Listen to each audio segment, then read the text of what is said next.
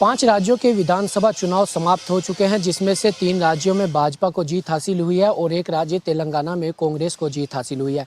इन चुनाव को लोकसभा चुनाव से पहले सेमीफाइनल्स के तौर पर देखा जा रहा है।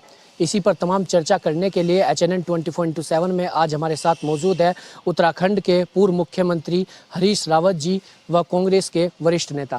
सर, HNN 24/7 में आपका स्वागत है। बहुत धन्यवाद। सर, मैं पहले सवाल की शुरुआत इसी से करता हूं कि जिस तरह 5 राज्यों में चुनाव हुए हैं, विधानसभा चुनाव, सर इन चुनाव को आप किस तरीके से देखते हैं, इसको लेकर आपकी प्रतिक्रिया? देखिए, तेलंगाना तो हम जीते और एक शानदार जीत हुई। अब मिजोरम में हमको 1 सीट मिली, भाजपा को 2 सीट मिली, मगर हमको जो वोट परसेंटेज है टोटल मिजोज का, वो करीब 20% के आसपास मिला। सीटें, वोट जो है सीट में कन्वर्ट नहीं हो पाए। यही स्थिति छत्तीसगढ़, मध्य प्रदेश, राजस्थान में भी रही। आप टोटल वोट देखिए तो ऐसा नहीं है कि जैसा 3 जगह भाजपा की सरकार बनने के बाद ये भेजा रहा है कि सारे लोग भाजपा के साथ आ गए, ऐसा नहीं है। एक बहुत चुनौतीपूर्ण स्थिति में जो है भाजपा जीत पाई है और हमें इस बात को लेकर के आश्चर्य है कि मध्य प्रदेश में जहाँ एक तरफा कांग्रेस की जीत की भविष्यवाणी की जा रही थी और छत्तीसगढ़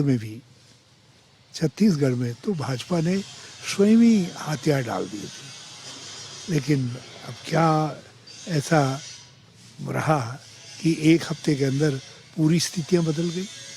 राजस्थान में हम जरूर थोड़ा पीछे थे, मगर वहाँ चुनाव अच्छी टक्कर में आया और यदि कुल वोटों को देख करके चलिए तो ऐसा नहीं है जितने राजस्थान के मतदाताओं ने हमारे खिलाफ वोट किया है उतने ही के करीब मतदाताओं ने हमारे पक्ष में भी वोट किया है।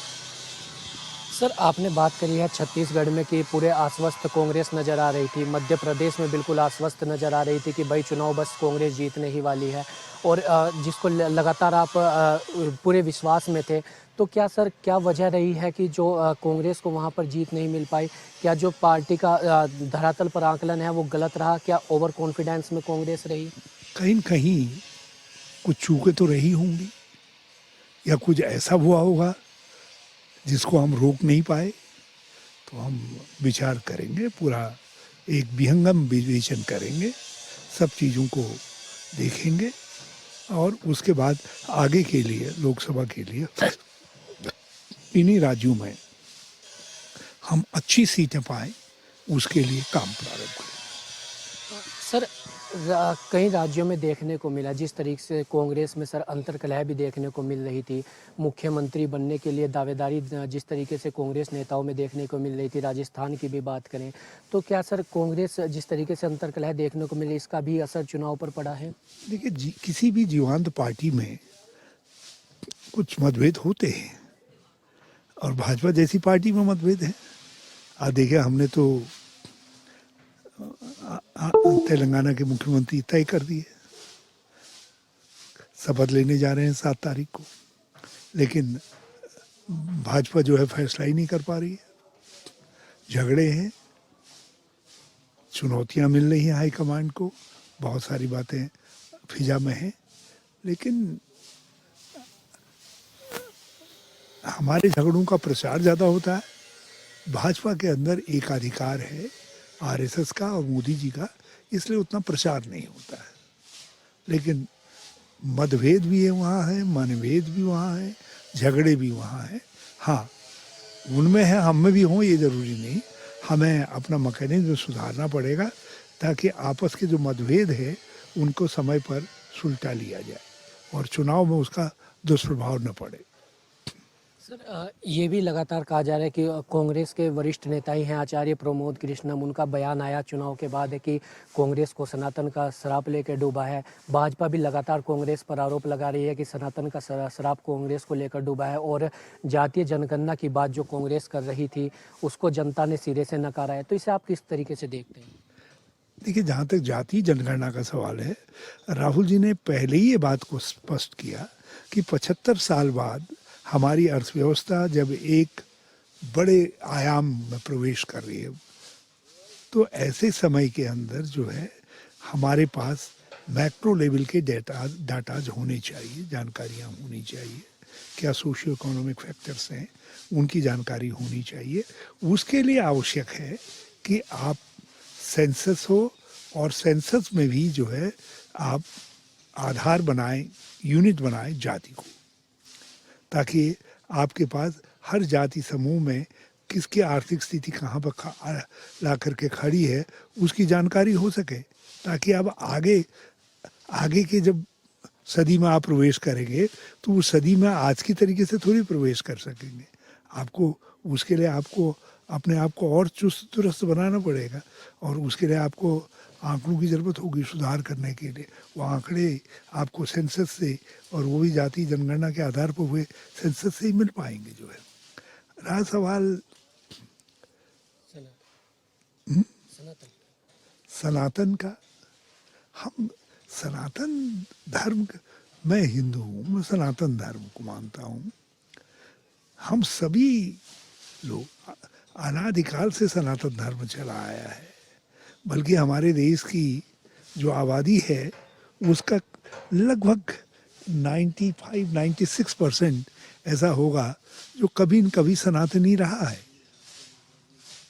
तो ऐसे समय में आप जो है जिन संकीर्णताओं को ला करके विद्वेष पैदा करना चाहते हैं, सनातन उसको स्वीकार नहीं करता है। सनातन सर्व धर्म संभाव, सब जाति संभाव, सब क्षेत्र संभाव, एक संभाव की भावना है। इसीलिए कहा गया है वसुधैव कुटुम्बकम, और इसीलिए जो है पृथ्वी शांति, मतलब अंतरिक्ष में भी शांति की कामना करता है हमारा सनातन धर्म। हम उस धर्म में यकीन करते हैं।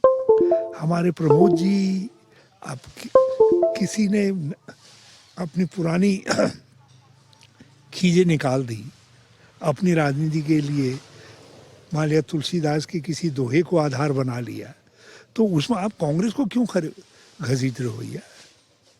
यदि कोई मौर्य जी रामायण के दोहे को लेकर के कुछ कर देते हैं तो हम उनको गाली देने चले? ये तो और लोग करें।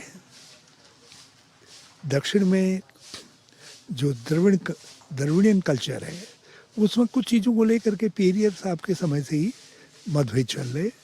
उन्होंने कोई बातें कही है तो आपको ब्रिज बनना है, जोड़ना है, आपको जो है उन परंपराओं के साथ जोड़ना है जो उत्तर दक्षिण को एक करती है।